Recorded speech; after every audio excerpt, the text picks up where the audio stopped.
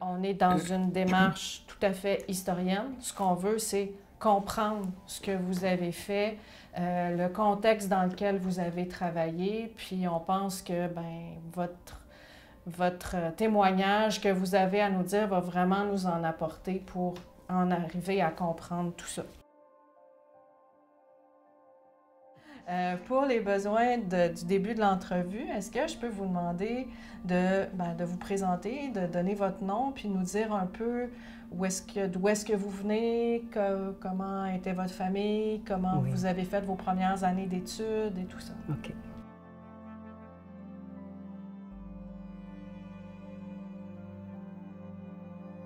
Donc, ce qu'on a vu dans vos dossiers, c'est que vous êtes né à Saint-Eusèbe en mars 1940, c'est bien le cas. Et votre nom, c'est? Léona Deschamps, depuis 82 ans et demi, comme diraient les enfants. Oui. Et demi, t'es bon. Oh, ça, les petits-enfants, là, c'est drôle, hein? Faut qu'ils y ajoutent toujours la demi.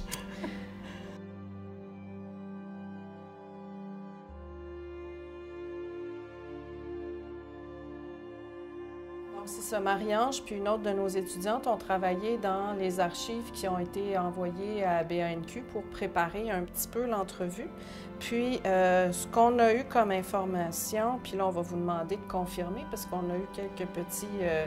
il y avait des boîtes qui n'étaient pas claires. Donc, ce qu'on a vu, c'est que vous êtes né justement à Lac-au-Saumon en avril 1939. C'est bien ça. Donc, si vous pouviez commencer en vous présentant, donc en vous nommant, puis en nous expliquant un peu de quel genre de milieu vous êtes originaire, comment vous avez fait vos premières études, puis peut-être rencontrer les Sœurs du Saint-Rosaire, ça nous permettrait de commencer tout ça dans le bon ordre. OK.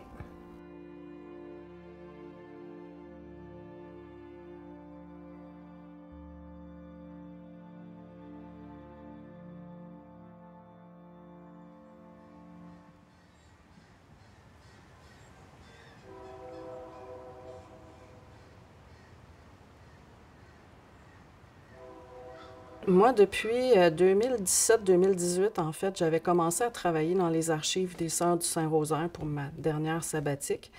Puis, c'était un projet que je mijotais depuis plusieurs années. Puis, j'avais passé 3-4 mois là, dans les archives des Sœurs du Saint-Rosaire. Puis, depuis, entre-temps, les sœurs qui doivent laisser une partie de leur bâtiment pour la requalification ont décidé de se départir de toute une partie de leur fonds d'archives, tout ce qui traitait des missions d'enseignement. Puis ils ont fait une entente avec Bibliothèque et Archives nationales du Québec pour déposer leurs archives à la Bibliothèque puis Archives nationales. Et ces archives-là, ben, tu sais, c'est des papiers. Ça dit ce que ça a à dire dans les papiers, mais ça reste souvent assez froid, assez administratif. Tu sais, as de la correspondance, des contrats, des choses comme ça. Et on discutait avec Guillaume Marsan en se disant il y aurait moyen d'aller chercher quelque chose d'autre pour les faire parler, ces archives-là. Et bien, les sœurs, il y en a qui sont encore vivantes. Fait qu'on s'est dit le projet d'histoire orale permettrait de complémenter les papiers, puis leur donner une dimension nouvelle, nous permettre de mieux les comprendre, de mieux les contextualiser, puis de les humaniser aussi.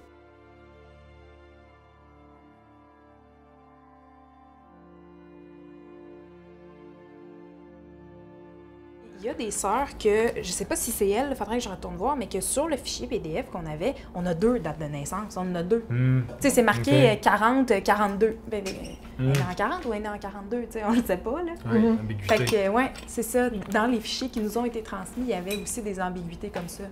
Mais dans son cas, ça avait l'air bien clair. C'est vraiment un 2. C'est vraiment un 2. Mais en même temps, c'est peut-être un 0 mal fermé. Je ne sais pas si vous avez des questions concernant qu'est-ce qui va se passer avant qu'on commence ou... Là, il y en a une qui m'avait dit que vous posiez des questions, puis on répondait aux questions. Oui, on pose des questions, mais va être bien comme ça. sont pas... Des questions larges. c'est des questions Ouais, larges, ok. puis on adapte en fonction de la personne. Fait que vos consoeurs, c'est pas dit que les questions qu'ils vous ont dit qu'on leur a posées, on va vous les Ouais, poser. ils m'ont pas dit lesquelles, par exemple. OK. Fait que c'est ça, nous, on vous suit. On a déjà fait des petites démarches en archives dans les pouvoirs où est-ce que vous avez travaillé, se faire une idée. Ben, on sait que vous avez travaillé à Desjolies, par exemple. On est allé voir qu'est-ce qui se passait à Desjolies. Fait qu'on ne part pas de zéro, tu sais. On est capable de vous suivre où est-ce que vous allez nous amener, là. Donc, selon les dossiers qu'on a obtenus, parce qu'on a 2 étudiantes qui ont travaillé cet été dans tous les dossiers de mission auxquels vous avez été associés, on a pu constater que vous êtes né à Saint-Mathias-de-Cabano. C'est ça. En 1942. Donc, pour 40, le... En 1940. 40? Oui. Ah, OK. Je dis que j'écris pas, mais on avait... C'est peut-être des fois les photocopies de fiches. Justement. Le 2 était... De... OK, 1940. OK.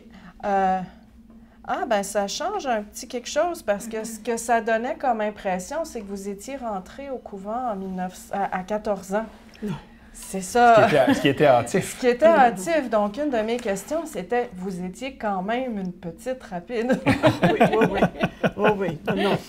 Donc, on retourne à 1940. Donc, en fonction des champs de spécialisation de Karine Hébert, qui dirige le projet, puis moi-même, on avait établi un registre de questions, de pans de leur vie qu'on avait envie de visiter, qu'on avait envie de discuter avec elles. Puis il a été mis sur pied, justement, un projet d'enquête orale.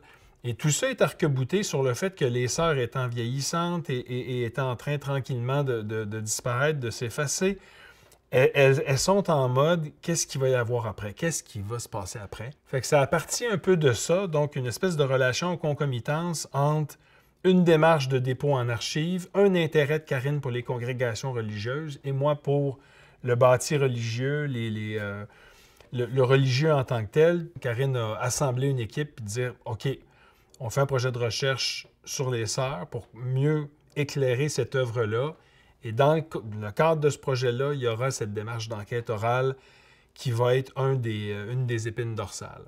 Mais vous autres, là, vous faites un tout de tout ça. Oui. Pour caractériser la congrégation Oui. par nos expériences à nous autres. Tout à fait. Oui, on est allé chercher... Les expériences des autres, puis tout ça. Puis... C'est ça. Ouais. Bien, moi, si j'ai bien saisi, il y a trois temps. Hein? Ouais. La première partie, c'est l'aspect plutôt vocationnel. Votre parcours. Mon parcours. Ouais, Après ça, dans la présence avec les gens. Votre expérience. Mon votre expérience. travail professionnel. Et ce que je pense avoir laissé, ou ce que les gens peuvent dire que j'ai laissé. Bien, c'est pas mal ça. Puis, tu sais, nous... Certaines d'entre elles étaient vraiment très nerveuses, là. Tu sais, c'était quelque chose qui venait les chercher. Puis en plus, on leur demandait de parler d'elles. Puis c'est pas des femmes qui sont habituées de parler d'elles. Parler des autres, de travailler sur les autres, oui, mais faire le retour sur leur propre expérience, c'était pas simple. C'était quand même imposant pour elles comme setup. Parce qu'on était 2 intervieweurs, donc moi et Jean-René assis en avant d'elle, et elle était à distance de nous avec les gros spots sur elle, le micro, la caméra qui faisait le focus sur elle, pas sur nous. Nous, on ne nous voit pas là, dans les entrevues. Donc, c'était quand même intimidant. Ce que ça veut dire, c'est qu'il fallait qu'on soit vraiment alerte, Jean-René et moi, pour être en interaction avec elle. Donc, l'objectif, c'était d'en arriver à avoir une discussion, comme si on était dans un salon, essayer de faire abstraction de la technologie autour.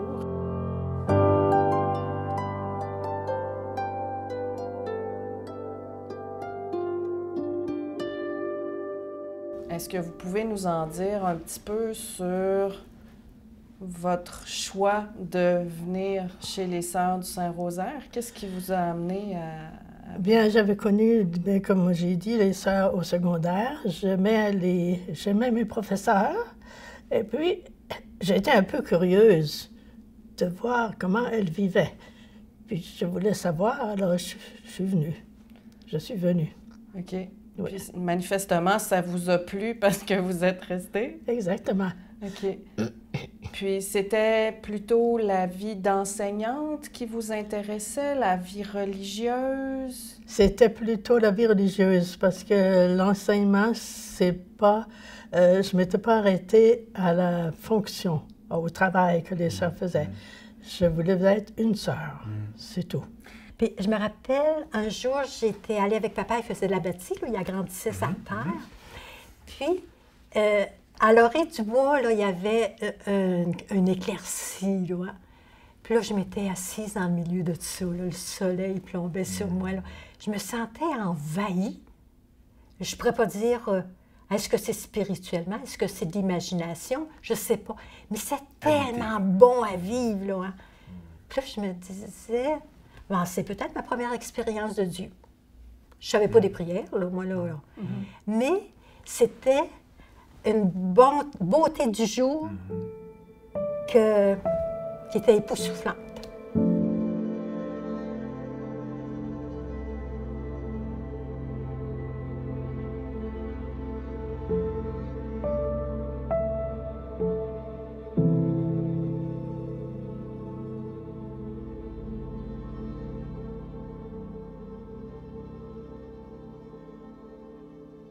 Les Sœurs du Saint-Rosaire sont nées, en fait, ont été fondées il y a 150 ans. On célèbre leur 150e cette année.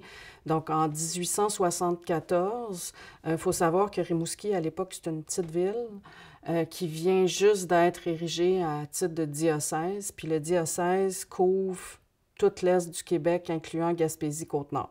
C'est gigantesque et c'est un territoire qui est encore assez peu développé. Puis on a besoin d'enseignantes pour toutes les petites écoles, les écoles primaires partout sur le territoire. Puis il n'y en a pas beaucoup. Fait qu'il y a une congrégation qui va être créée pour s'occuper de ces écoles-là. À l'époque, on les appelait les Sœurs des petites écoles. Au plus fort de leur existence, elles étaient responsables de quoi? À peu près 90 des 115 paroisses de l'Est du Québec à peu près. Donc, elles étaient vraiment partout sur le territoire, de la Basse-Côte-Nord jusqu'à la Gaspésie. Elles ont été un petit peu aux îles de la Madeleine, des Pointes au Saguenay, dans le coin de Québec.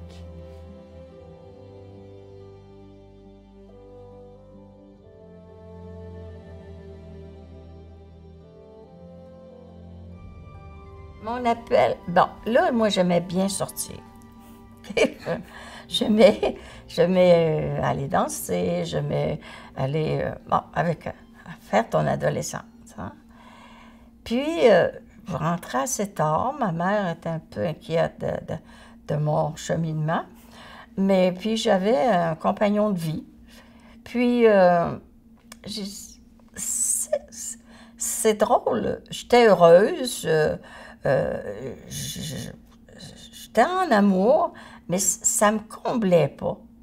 J'arrivais chez nous, tard le soir, je faisais des lectures spirituelles, je faisais de la prière. Puis, on aurait dit que même tous ces amours humains-là, c'était fun, c'était plaisant. Là. Puis, j'ai jamais eu cette... j'ai jamais coupé ma façon d'aimer, là, même si je suis religieuse. Mon activité a toujours été très active. Alors, bon, ça me comblait pas et tout. Bon. Et un jour, j'étais avec des amis et tout, puis je m'attendais pas à ce que mes chums et mes grandes amies me disent, « Me semble, Cécile, toi, tu es appelée à d'autres choses. » Même le fait d'entrer chez les sœurs, là, pour ma mère, ça a été très pénible. Elle était veuve, mon père était décédé depuis quelques années. Puis, elle croyait que je serais son poteau de vieillesse. Et c'était pas ça, là. Le vicaire s'en est mêlé. Sœur Hermance aussi, elle a rencontré ma mère lors d'un bulletin. Pour essayer de lui dire. Puis là, je me souviens que ma mère est revenue à la maison. Puis elle pleurait tellement. Ah oui, oui. C'était bon, catastrophique. En tout cas, puis je savais que dans ce temps-là, on entrait chez les sœurs, mais il n'y avait pas de retour, là, comme maintenant. Maintenant, on va dans nos familles. J'aurais aimé davantage être célibataire, mais chez les sœurs, c'était pas pire. Mais ça n'a pas été un mariage d'amour. C'était un mariage de raison. OK. Je suis venue voir. Mais je peux pas dire que je me sentais appelée. La preuve, c'est que j'ai été 3 ans de temps. Après, on appelait ça les vœux temporaires dans le temps. Bon, après 1 an, je voulais m'en aller, puis après 2 ans, je voulais m'en aller, puis après 3 ans, je voulais m'en aller. Mais finalement, il y avait quelque chose qui m'arrêtait, là. Je disais à Jésus, surtout à Jésus, je te laisserai pas comme ça. Là, j'ai fait mes vœux perpétuels, puis tout a été fini. Après ça, c'était Plus clair, rien. là. OK. Ouais. J'étais très, très heureuse, puis très embarquée dans ma congrégation, puis j'ai lutté. OK. À partir J'ai du lutté moment où la décision... pour la congrégation. J'ai pas lutté pour moi. OK, OK. Non, pas tant. Tu sais, hier moins, mais tu sais, on a vu aujourd'hui un petit peu toute la question du choix de la vocation. Tu sais, comment ça s'est Oui. fait.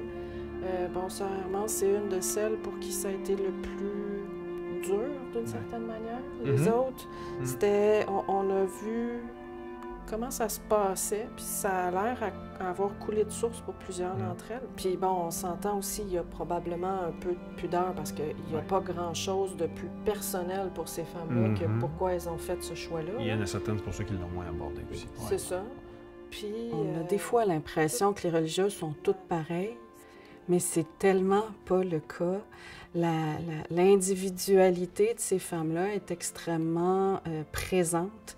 Fait qu'on avait des profs de maternelle, tu sais, qui étaient proches de leurs tout-petits, qui faisaient des projets de bricolage, puis des choses comme ça. Puis la première directrice du département d'éducation à l'UQAR, qui avait un regard extrêmement critique sur le système d'éducation. Donc, vraiment une palette de personnalités très, très large. Comment ça se faisait, l'attribution des obédiences? Aviez-vous un mot à dire sur les choix d'où est-ce qu'il allait vous envoyer?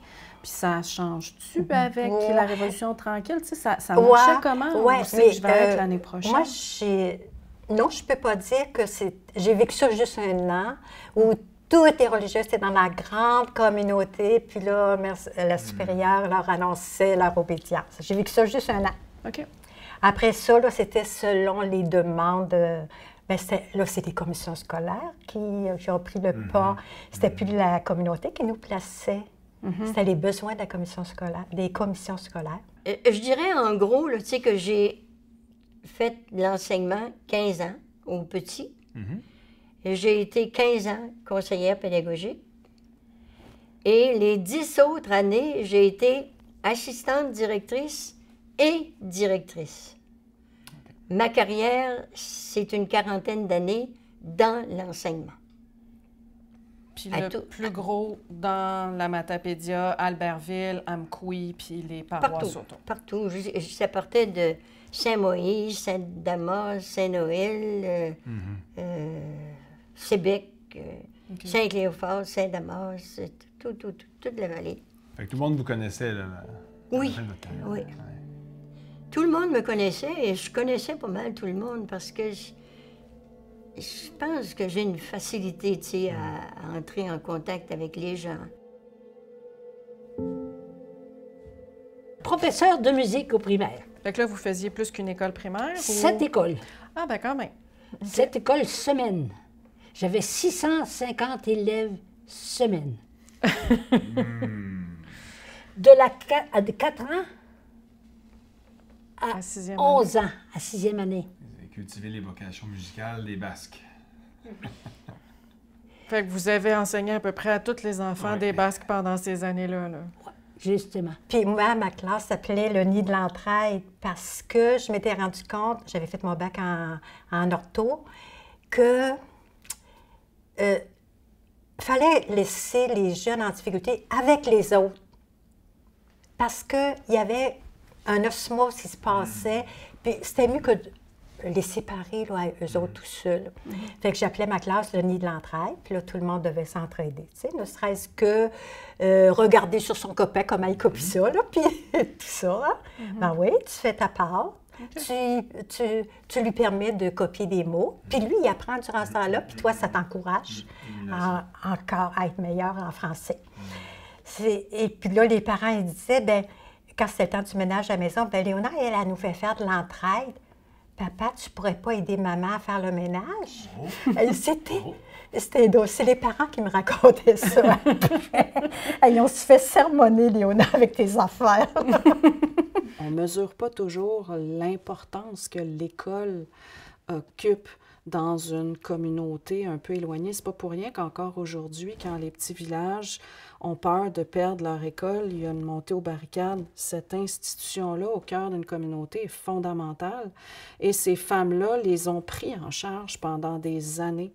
Donc, elles étaient un genre de point focal dans la communauté où est-ce qu'elles étaient. C'est pas rien là, dans l'existence d'un village et tout ça.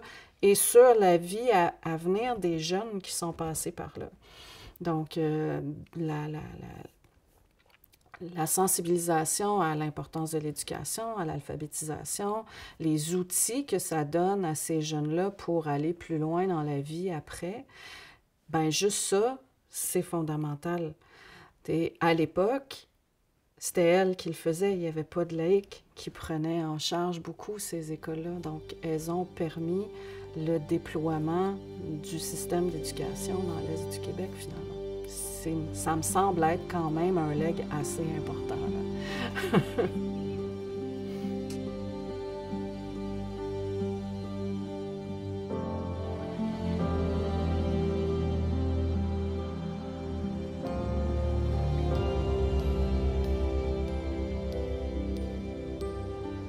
Rapidement, là, Oui. c'est quoi, en Ça, 68 que vous avez traversé sur la côte En nord? 68, C'est ça? c'est ça. Donc, c'est une décision importante, là. Ah oui, là, c'est la plus belle partie de ma vie.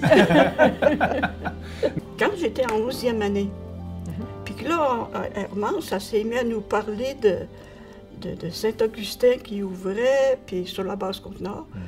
Puis peut-être à la Baleine, là, ça a remué quelque chose en moi. Là, je me suis dit, ça pourrait être ça. Mais on ne choisissait pas. OK. C'est les autorités qui nous nommaient, qui nous envoyaient. Vos Comme autorités de la communauté ou des... C'est vos supérieurs qui vous ont envoyé là-bas? Les supérieurs, c'est ça. OK. Les supérieurs majeurs, dans le temps. OK. Sans vous demander nécessairement votre Non, avis. Mais ils non. devaient savoir que ça vous intéressait un petit peu. Ben, c'est ça. Je l'avais dit, là, j'avais raconté mon histoire, mais c'était resté là, puis j'étais prête à enseigner, là, où on allait m'envoyer, parce que c'était les autorités qui nous envoyaient. Chaque été, on avait une rencontre, là, c'était très imposant, à la salle de communauté. Toutes les religieuses étaient là, puis là, on s'entendait nommer avec l'endroit où on allait aller. C'était souvent de l'inconnu, oui, je veux dire toujours de l'inconnu, mais c'est ça. Moi, je marchais bien là-dedans, j'ai jamais eu de problème. Quand vous êtes arrivé dans l'école à Saint-Augustin, c'était quoi les enfants qui étaient là? Est-ce que c'était les Blancs, Oui. les Inuits, les deux ensemble? Non, c'était... moi, je suis arrivée là en 63, c'était juste des Blancs à l'école. OK. Les jeunes... Parce que les Inuits étaient dans la forêt. Et les enfants venaient pas à l'école. Ils étaient dans la forêt. Alors... puis, il n'y avait pas de village d'Inuits, là. Non, c'était... C'est un peu plus tard qu'ils ont construit. C'est dans les années... La commission scolaire, on a eu une commission scolaire en 68. Puis là, la commission scolaire, ben, c'est là qu'ils ont rebâti d'autres écoles parce que les écoles étaient trop petites, là. Puis, en même temps, le gouvernement a voulu que ces Inuits-là s'en viennent rester au bord, avec le monde, avec les Blancs, peut-être, à côté, pour que les enfants viennent à l'école. C'est vraiment la raison qu'ils donnaient pour qu'ils les fassent sortir de la forêt. OK. La sédentarisation, c'était pour pouvoir envoyer les enfants à l'école. C'est ça. Qu'est-ce que les gens trouvaient le plus difficile? Le plus difficile, c'était l'isolement, puis la peur de manquer de choses l'hiver. Ah, OK. Des cigarettes, par exemple. Oh! Oui. Oh.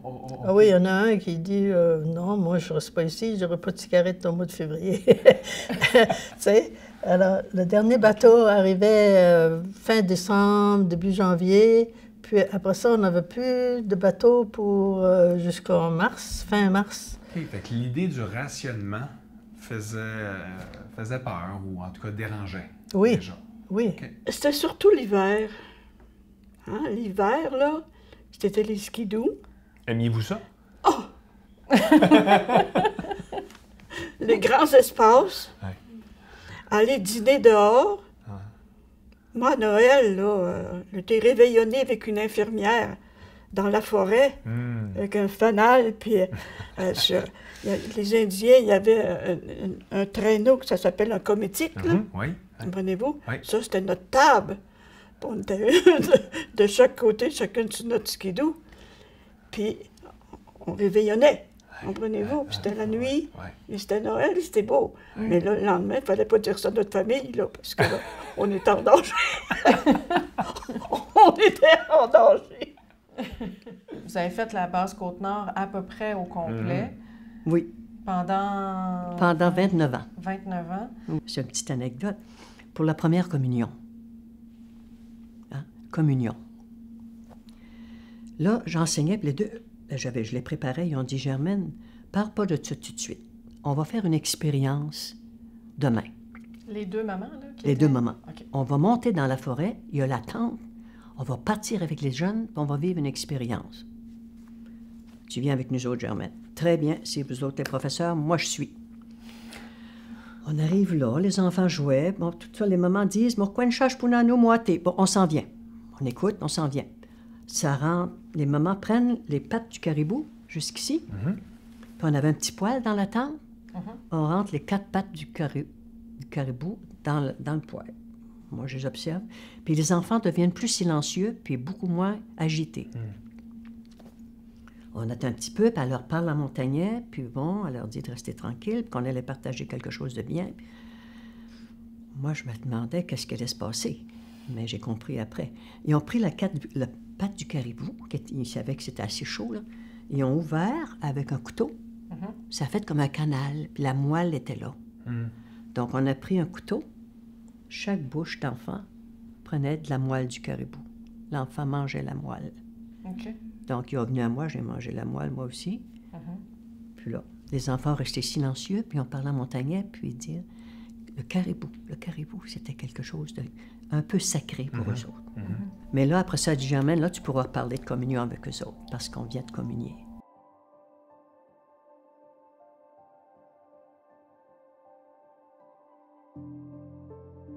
On s'est toujours unis aux gens en dehors de l'école.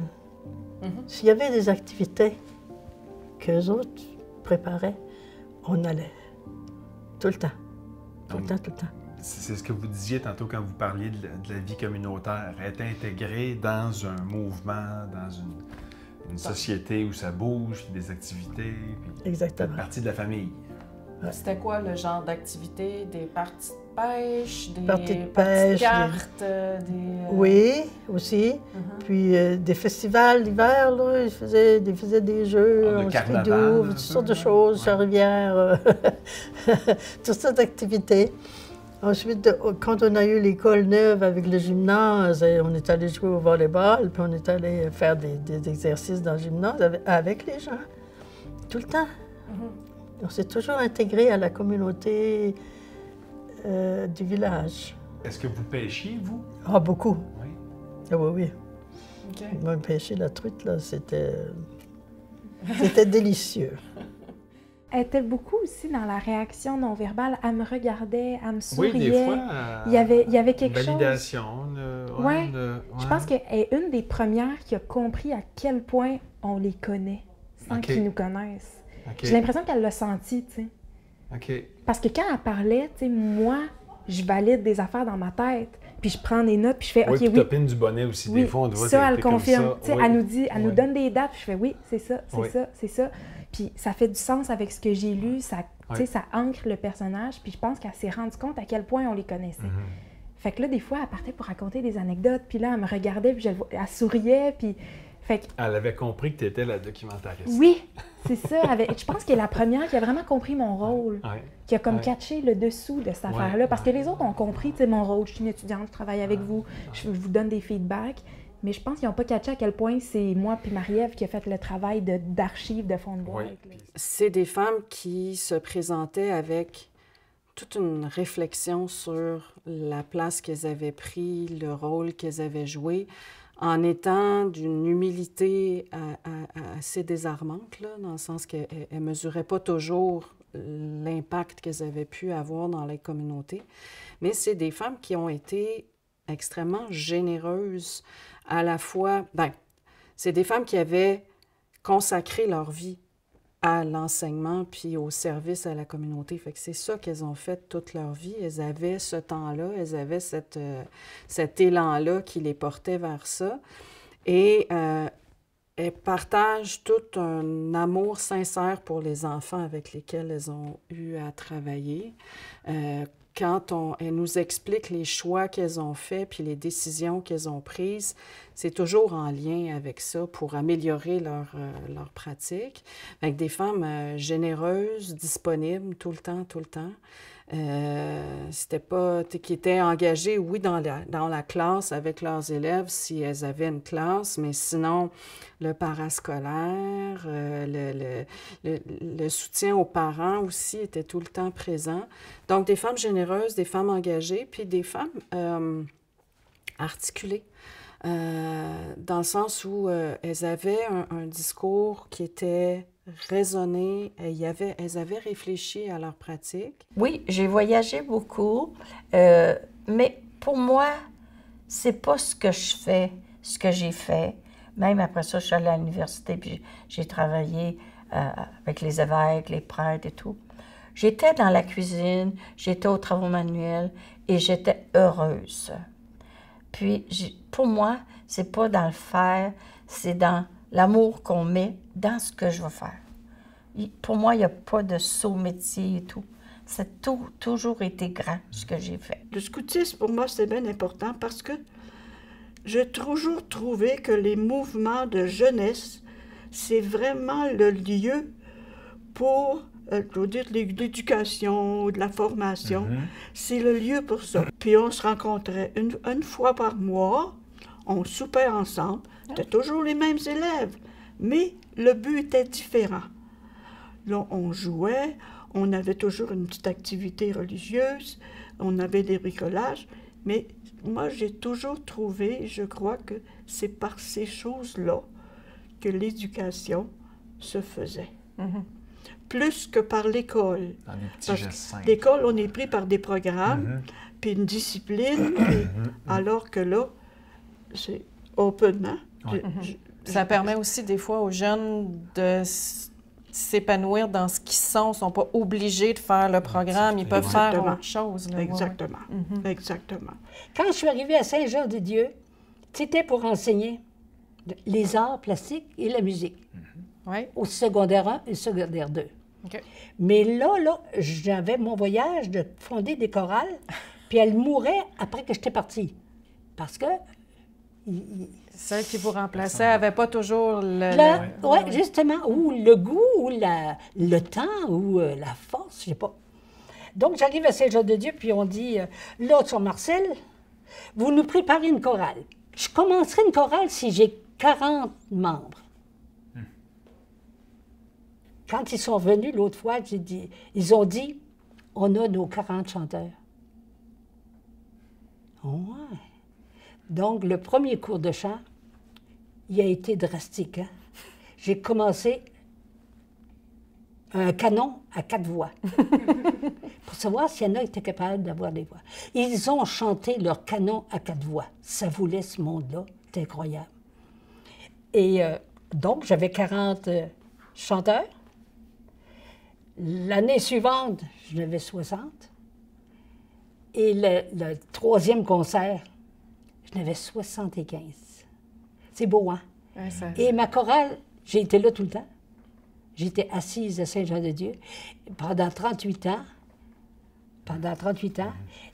75, après 38 ans, quand je suis partie, il y en avait encore 13 de la première année. Pour vrai? C'est incroyable. Hein? On faisait des belles fêtes à Noël puis à Pâques. Donc, le côté social a été d'une façon extraordinaire, vital pour eux autres. C'est vital, le chant. À un moment donné, j'étais à la cafétéria. Une dame qui travaillait à la cafétéria me dit « Connaissez pas quelqu'un qui pourrait aider à ma petite fille en mathématiques? » J'ai dit « Elle est en quel niveau? » Elle dit « En secondaire 2. » J'ai dit « Oui, moi. » Et c'est là que la dernière aventure a commencé. Comme tutrice de mathématiques, là. Première année, j'en ai eu jusqu'à 9. Bon, l'année d'après, il était rendu au Paul Hubert. Ça fait que là, du bouche à oreille continue au Paul Hubert. Puis là, ben, j'en ai 15, puis j'en ai 20, puis l'année d'après, j'en ai 50, puis l'année d'après, j'en ai 80, puis je me suis rendue à 120. Hein? Pour vrai? Vous redonniez des cours, Fait que finalement, vous avez là. recommencé l'enseignement. Ouais, ben oui, je faisais des maths. Puis ça, je donnais ça ici à la maison mère. Là. Les jeunes venaient ici, là. Là, vous allez dire 120 par année. 120, oui, des années, j'ai eu 120. Un à la fois. Ça vous faisait des grosses semaines, ça? Oui. Vous en faites encore? J'en fais encore. OK. Là, j'en ai moins. J'en fais plus 12 le samedi. Là. J'en fais plus. J'en fais plus le samedi, là. Eh, mon Dieu. J'en fais plus le samedi, là. Puis le vendredi non plus. Là, j'ai un horaire beaucoup plus léger. Là. OK.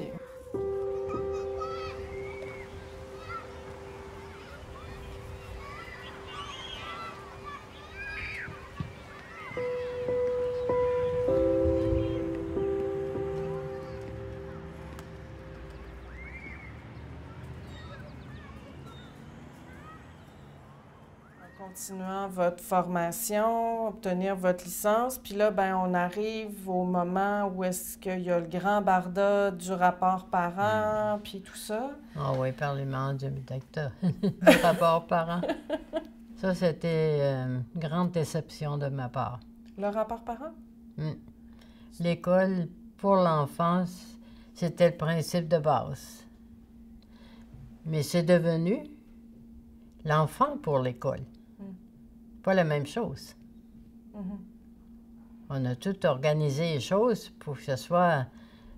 Au service de l'enfant. Pas au service de l'enfant, Donc, pas au service de l'humain. Donc, entre le beau projet du rapport parent Oui. et ce que ça a donné, Oui. ça, il y a eu des déceptions à ce Des niveau-là. déceptions. Ça, c'était ma déception à moi. Trop d'administration. Trop d'administration, trop De structure. d'organisation matérielle. Donc, les grosses écoles, les grosses grosses polyvalentes, écoles, pour c'est ça. vous, c'était plutôt mettre l'école au milieu et non pas l'enfant. Là. Oui. OK. Regarde, prends simplement aider, transporter les enfants qui, à 6h30, 7h du matin, dans les paroisses les plus éloignées, avec leur lunch, puis arriver plus tard le soir. Penses-tu à qui ça ressemblait, cela? À des personnes qui travaillaient dans les usines avant? On a bâti l'école sur le modèle de l'industrie.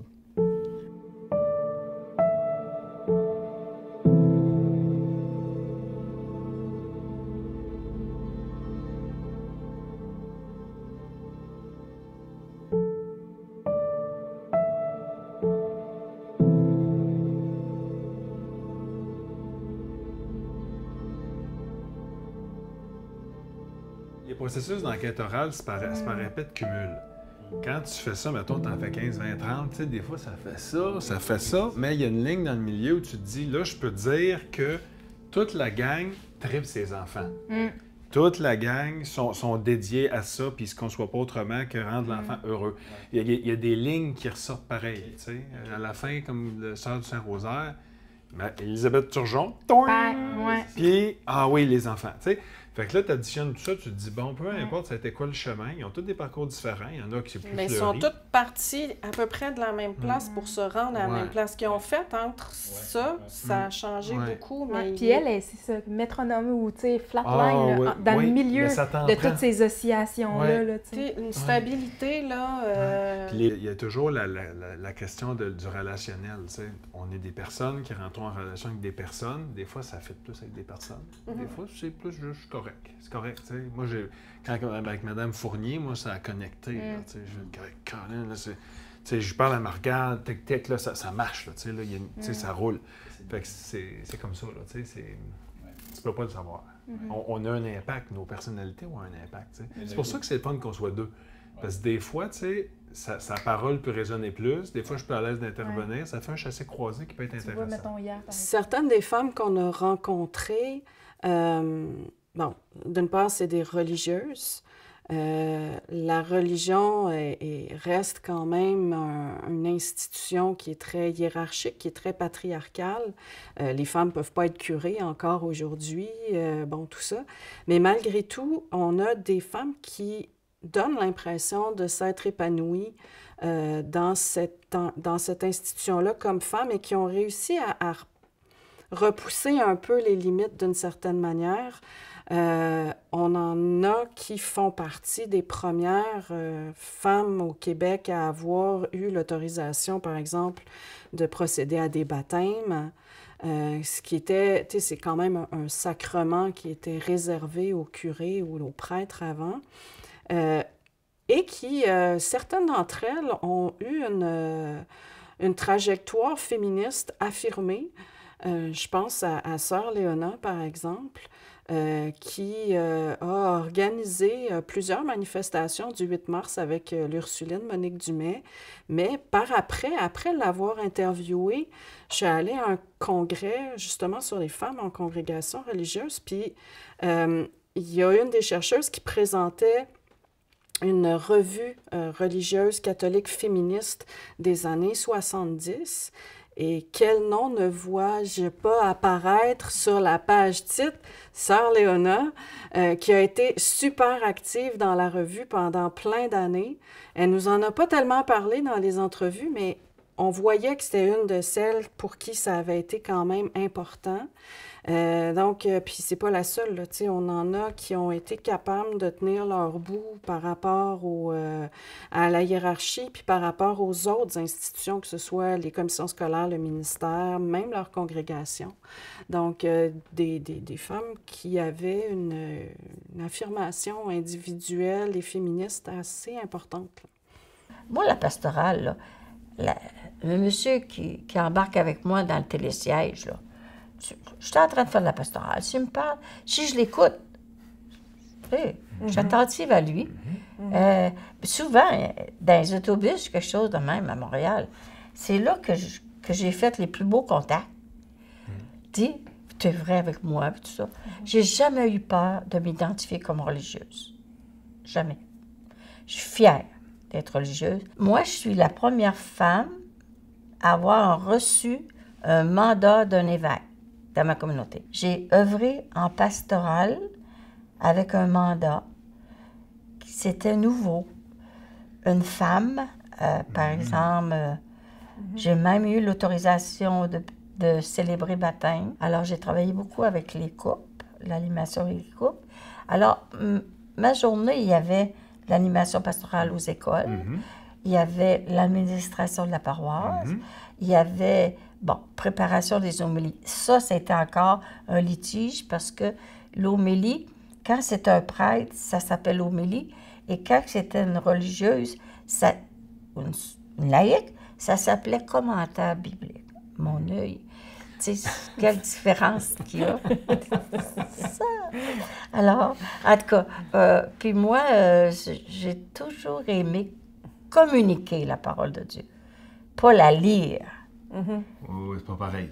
Non, c'est pas la communiquer, puis ça a été... J'avais de la force pour ça, une présence avec les gens. J'étais très, très présente aux gens des communautés chrétiennes et je m'impliquais beaucoup dans leurs fêtes, dans leur... Ben, je faisais des spots aussi, comme j'étais bonne cuisinière. Dans leurs fêtes, dans leurs activités, dans leur deuil. Pour moi, là, j'avais une passion, je l'ai encore, c'est que la personne, elle est la vie. Hein?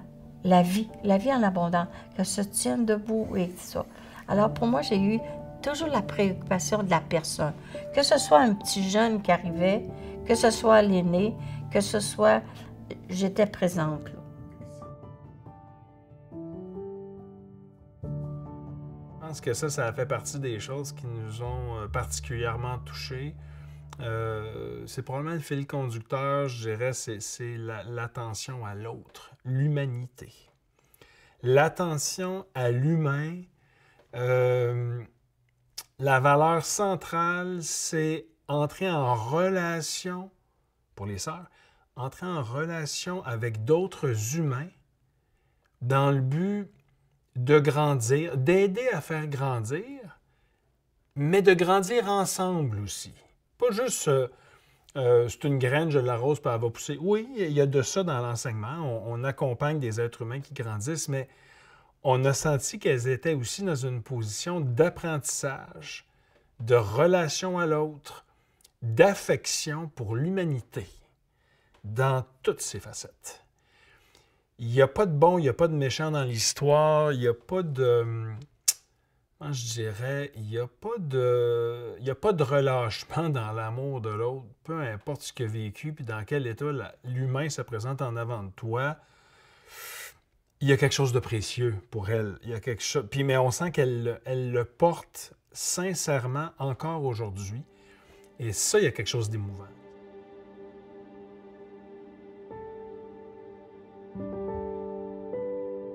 Mais avec nous autres, avec les enfants qui sont arrivés au début, il y avait deux filles de Lucas à qui on avait promis aux parents de les adopter. Dans ce temps-là, on n'était pas famille d'accueil. Mais on a dit, on accepte qu'elles restent chez nous pendant leur scolarité.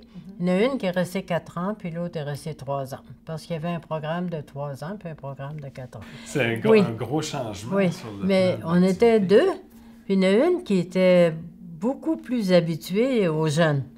Elle avait enseigné au primaire plus longtemps, puis elle était très, très maternelle avec les... Moi, j'étais plutôt avec les plus grands, parce que j'avais pas connu des enfants, moi.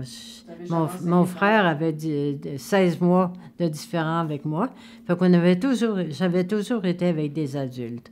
Donc, je m'entendais bien avec les adultes.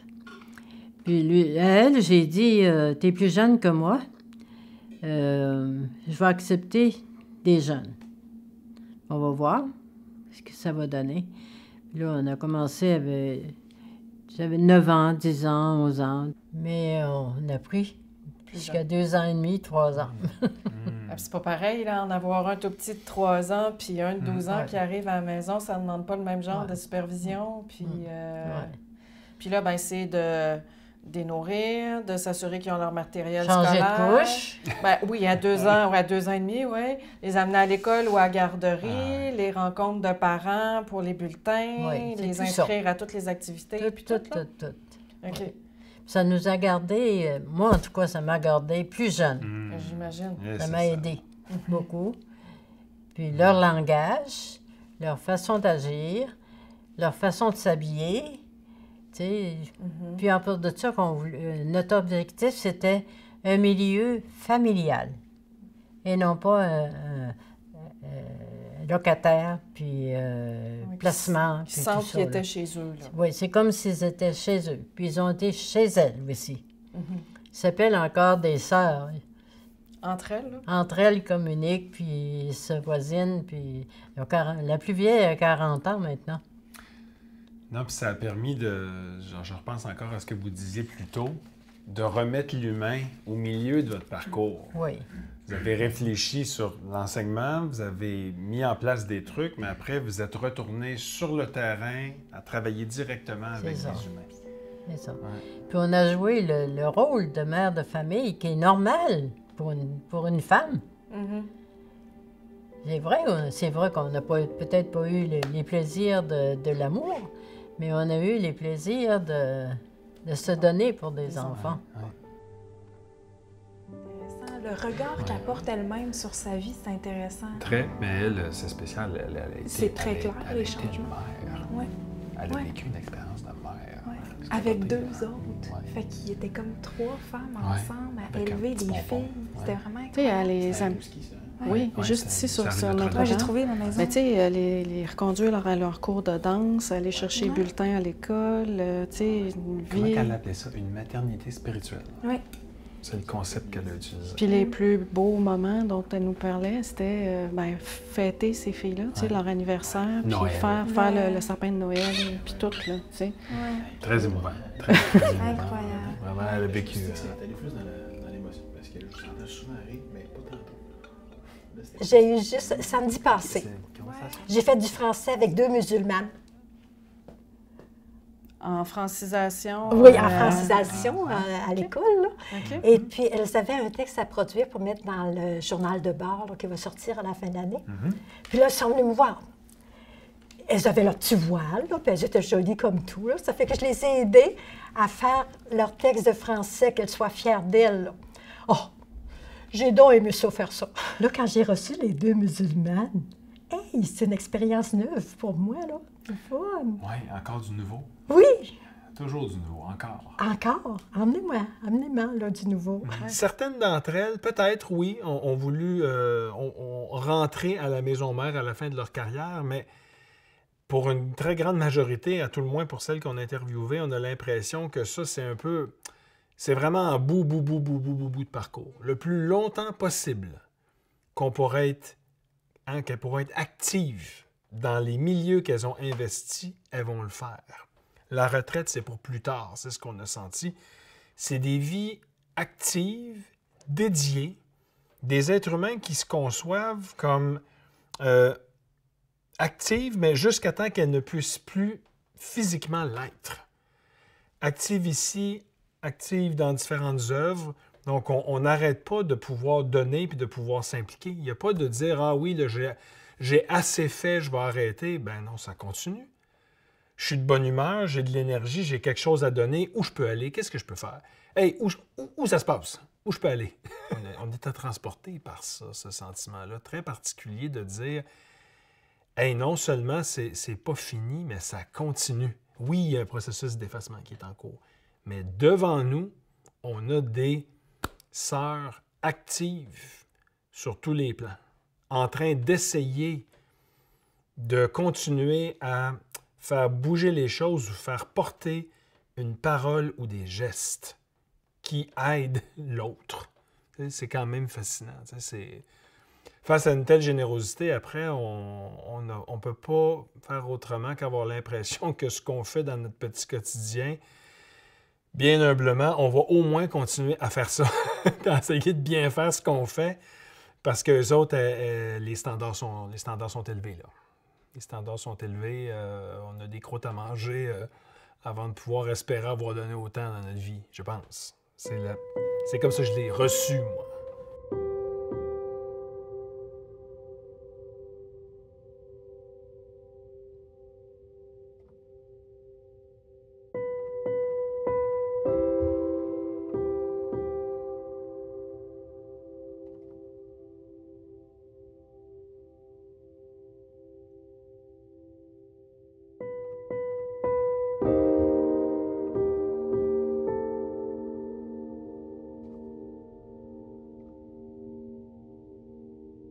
Si on vous demandait, aujourd'hui, pour vous, ça veut dire quoi être une religieuse du Saint-Rosaire?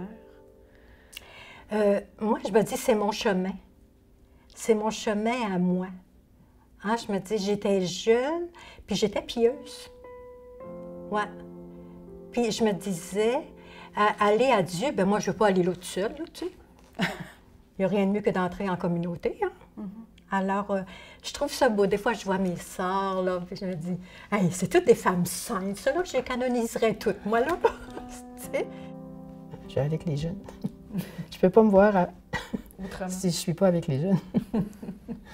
On a été bâti, fondé pour les jeunes. Puis vous Tant êtes- qu'on peut, il y en a plusieurs qui ne peuvent plus être avec les jeunes, c'est sûr.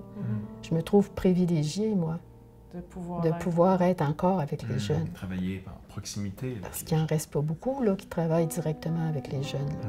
Il y en a de moins en moins. Fait que pour ce temps que je vais pouvoir le faire, je vais continuer. J'aimerais dire que tout ce que moi j'ai fait, je l'ai fait avec les sœurs. Pas pour moi. Pour les gens et pour la communauté. Il y avait un double engagement, là. C'est ça. Mon vécu en paroisse, là, ça, c'est surtout à la paroisse de Mont-Louis, parce que j'ai été impliquée. Quand on est juste à l'école, on voit les parents, mais on ne voit pas là, toute l'organisation. Mais le temps où j'ai été dégagée de l'école, puis j'étais en paroisse, bien là, j'ai trouvé ça, là, un travail d'équipe là, formidable. Tu sais, on était ensemble, on faisait des rencontres, on partageait des projets, on se partageait les tâches. Puis on avait à ce moment-là un curé, là, qui était avec nous autres. Hein, qui était entreprenant, puis il était de notre bord, puis il nous aidait, puis il aimait ça, les grandeurs. Puis quand Vous on aviez faisait quelque l'impression chose... que tout le monde travaillait dans la Oui, même direction. dans la même direction. Il y avait des projets. Là. Oui, C'était c'est ça. fun. Puis, Ouais. tu sais, on avait le président de fabrique là, qui était là, puis que lui, il était connaissant, puis il allait chercher des affaires, puis bon. Puis on a travaillé ensemble. Là. Mais ça a été un temps fort, puis ça a été difficile de partir de là, je l'avoue. Mais à un moment donné, il faut tourner la page. Oui. Le temps était venu, puis, tu sais, comme je voulais pas rester toute seule, bien, on ferme la boutique. C'est ça. Y a-t-il des choses que vous avez préparées puis on vous a pas posé les bonnes questions que vous voudriez nous dire? Vous m'avez pas demandé si j'étais heureuse. Bien, à voir votre sourire puis la manière dont vous avez répondu, je pense que oui. C'était la question que nous posait notre père chaque fois qu'on le visitait. Es-tu heureuse? Vous savez bien, puis tu es content de savoir qu'on était heureuse. Mais c'est ça que j'aime voir, du monde heureux. Moi, je pense que la plus grande vérité qu'il pourrait dire de moi, Léona, elle a aimé les enfants. Puis mon projet, c'était de les faire grandir, hein, de leur montrer comment c'était beau de grandir, puis de regarder toutes les belles qualités qu'on avait. Parce que c'est avec ça qu'on va faire des belles affaires sur la terre avec les autres, là. Quand on va mettre nos belles qualités ensemble. Là.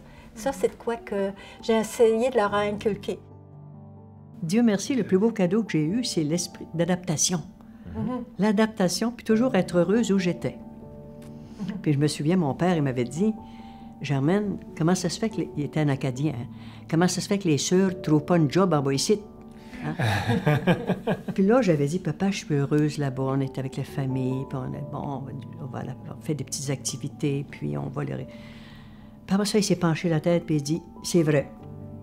Moi, j'ai pour mon dire que ton heurosité, c'est toi qui la faisions.